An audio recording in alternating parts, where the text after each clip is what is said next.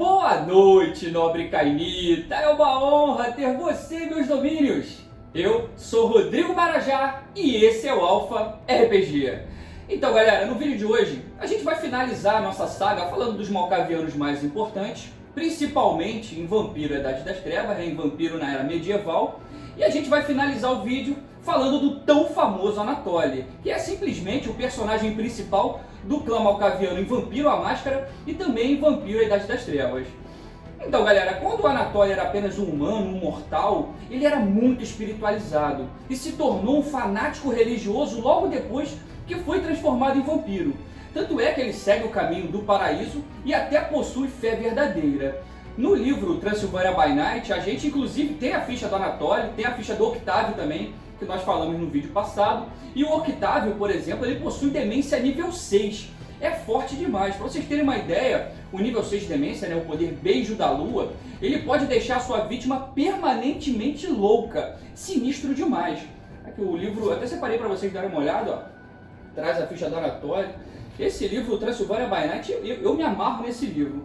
Uma característica bem marcante do próprio Anatoly é que ele teve visões da Gehenna durante a maior parte da sua existência. O Anatoly ele nasceu em Paris, ele é francês, e era o filho mais velho de um comandante da guarda da cidade. Então, como era exigido do filho mais velho, ele entrou para a vigília da cidade quando atingiu a maioridade. No entanto, durante toda a sua vida mortal, o Anatoly sentiu que tinha uma vocação superior. E essa maneira dele se portar inspirou um vampiro chamado Pierre Lembecile a acreditar que o Anatoly podia ver a atuação de Deus no mundo de uma maneira que os outros não poderiam ver. Então Pierre acreditou que havia encontrado o servo ideal de Deus e abraçou Anatoly.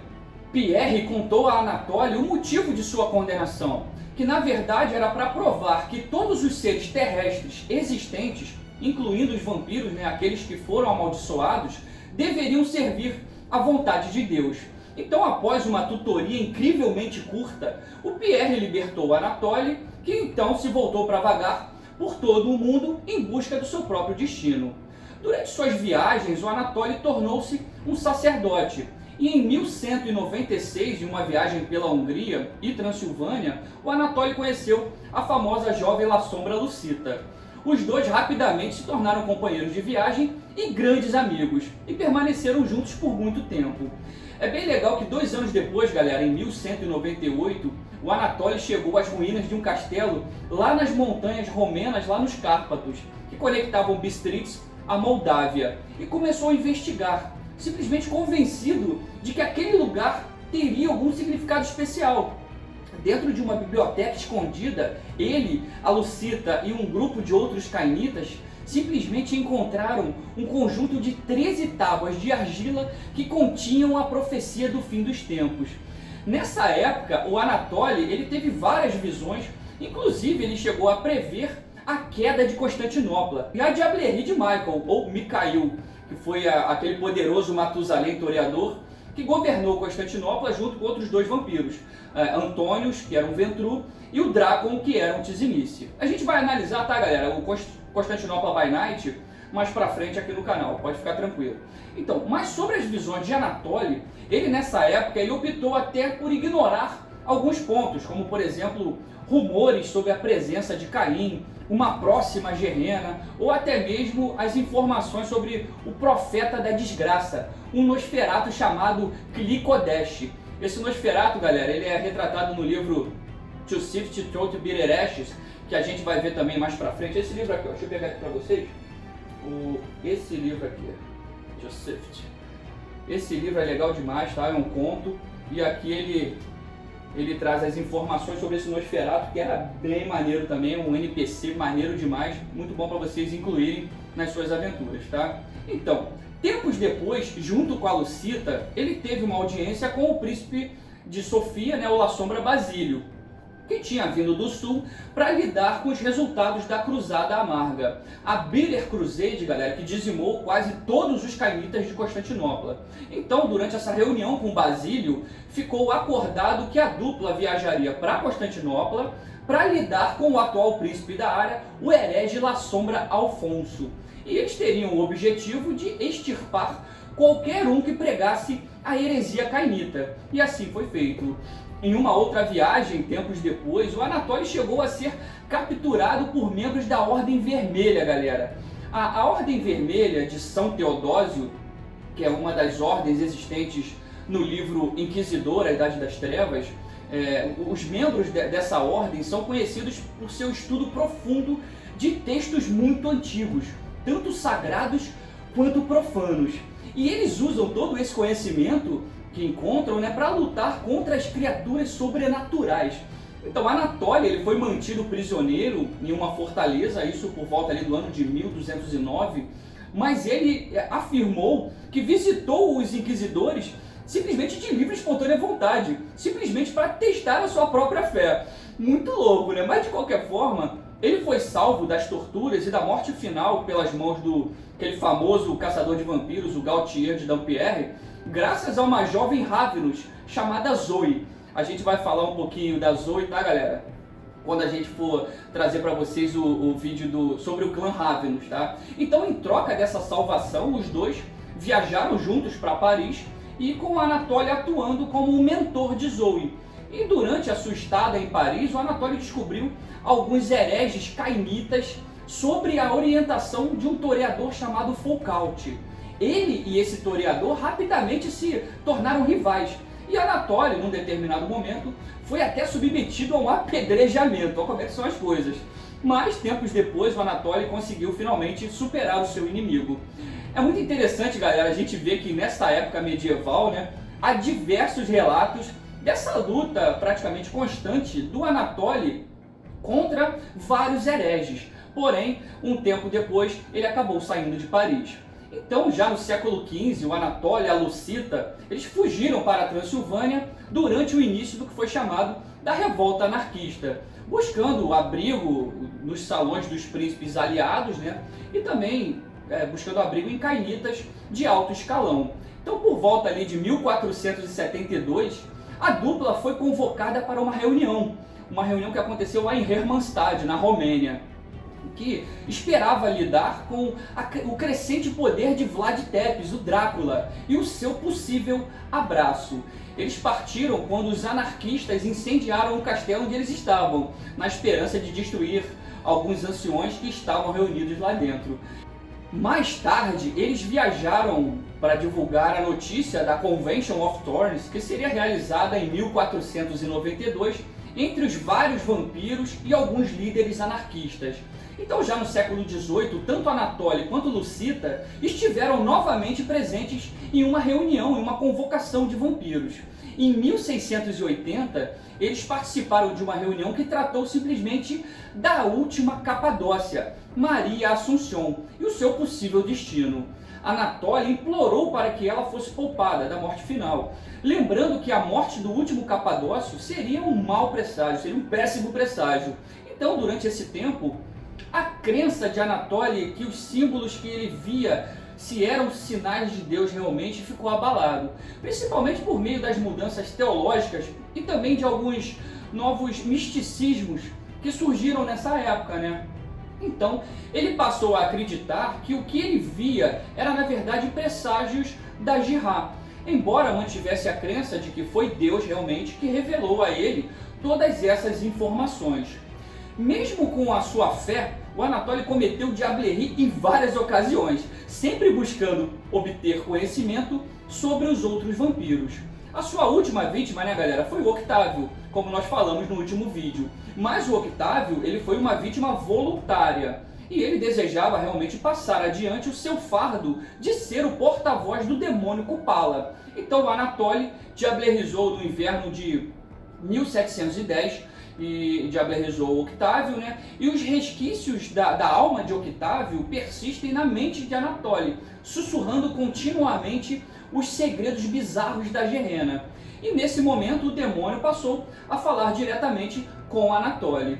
Já em 1789, o Anatoly novamente, junto com Lucita e o seu novo aliado, o Gangrel Beckett, foram visitar a corte de François Villon, lá em Paris, o príncipe toreador de Paris.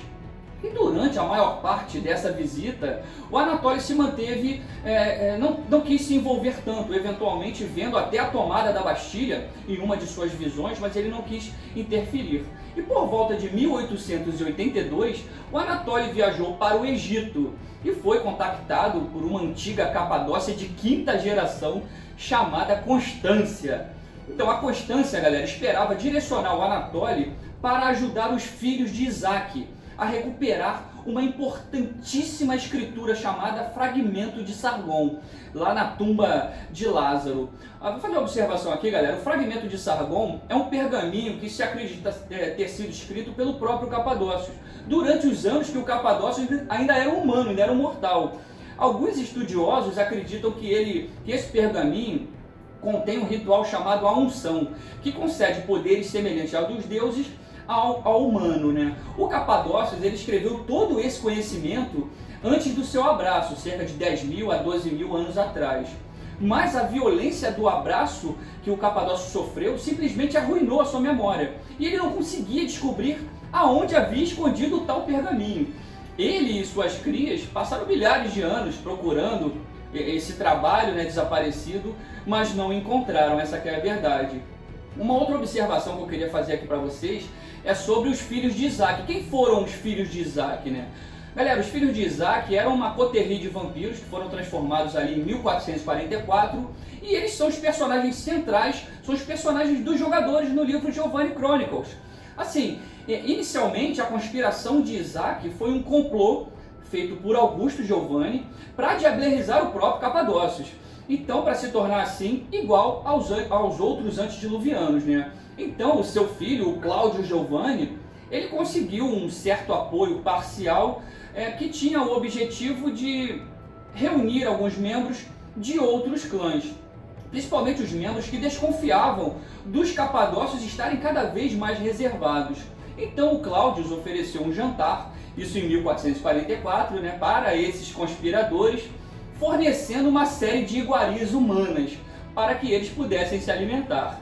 Quando os fundadores da Camarilla atacaram, entretanto, os conspiradores entraram em pânico e começaram a abraçar, a transformar essas pessoas que seriam os aperitivos, para que eles enfrentassem esse ataque enquanto os anciãos fugiam, né?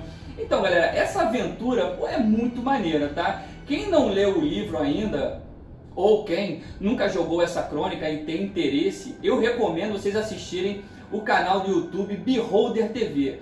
Cara, o grande Beholder, ele narrou parte dessa crônica, né, no início desse ano, de 2020, e foi muito legal. Cara, o Beholder, eu sou fã do Beholder, cara. O Beholder narra muito, muito bem. E um outro canal também que traz, inclusive, está iniciando os trabalhos, assim como a gente do Alpha RPG, né, e trouxe essa crônica também, o Giovanni Chronicles, é o Fábulas Cotidianas RPG, do grande amigo Rodrigo Pontes, que está sempre apoiando o nosso canal, sempre deixando uma mensagem. Pontes, obrigado pela força, tá, cara? Então, o canal do Pontes, ele está só começando, assim como a gente, né? Então, sempre que eu puder, eu vou dar uma força para divulgar a galera que também está se esforçando para criar conteúdo. Assim, só a gente sabe o quanto é trabalhoso, né? Mas, no meu caso, eu me divirto pra cacete gravando e aprendendo, né? Fazendo esses vídeos, a gente sempre aprende alguma coisa, relembra, né? Algumas informações que a gente leu no passado e acaba esquecendo ao passar dos anos, né? Então, de qualquer forma, galera, voltando ao raciocínio, a tal Capadócia Constância, ela enviou o tal malcaviano Anatoly para ele encontrar os fragmentos de Sargon. E ele acabou encontrando a tizimice Sasha Vaikos, que na época passada, no Dark Ages, era conhecida como Mika Vaikos, né? Que também estava no Egito em busca do tal fragmento de Sargon. O Anatoly, ele conseguiu chegar ao templo onde Vaikos conduziu seus estudos sobre um par de tábuas de pedra. E com a ajuda de uma setita, eles expulsaram os inimigos tizimice. Depois de retornar à Constância, Anatoly teve uma visão de um anjo, que lhe disse que o conhecimento real das tábuas seria encontrado apenas no Novo Mundo. E praticamente tudo que ele havia visto teria sido em vão, uma pena, né? Já nas noites modernas, galera, o fim do malcaviano mais famoso do mundo se deu em 1999, quando Anatoly simplesmente se suicidou, isso na cidade de Nova York. ele permitiu que o seu corpo fosse absorvido pela Catedral da Carne Tizimice, que estava no subsolo da cidade de Nova York. E ele liberou a sua consciência para a Malkavian Madness Network, que é a rede de loucura malkaviana. Assim, a gente vai trazer detalhes, tá, galera, sobre a Catedral da Carne quando a gente for gravar o vídeo sobre o clã Tizimice. Também é um ponto que eu vou abordar, podem ficar tranquilos. Então, durante a definição da Gehenna, né, nas noites finais, o Anatoly, ele tentou ajudar o Beckett, comunicando-se com ele através dos sonhos. E ele também apareceu para Lucita nos momentos finais da La Sombra e levou a alma dela para a paz eterna antes que ela fosse absorvida pelo antediluviano La Sombra e a alma dela fosse perdida completamente para o abismo. Legal demais, galera. Então é isso, galera. Espero que vocês tenham gostado, tá? Assim a gente fecha os vídeos sobre o clã malkaviano. E no próximo vídeo a gente vai trazer uma surpresa bem legal no canal, tá? Vocês vão ver, podem me cobrar. E para não perder nenhum conteúdo, tá? Não se esqueça de deixar o like, se inscrever no canal e ativar o sininho de notificações, tá bom, galera? Até a próxima, um abraço, valeu!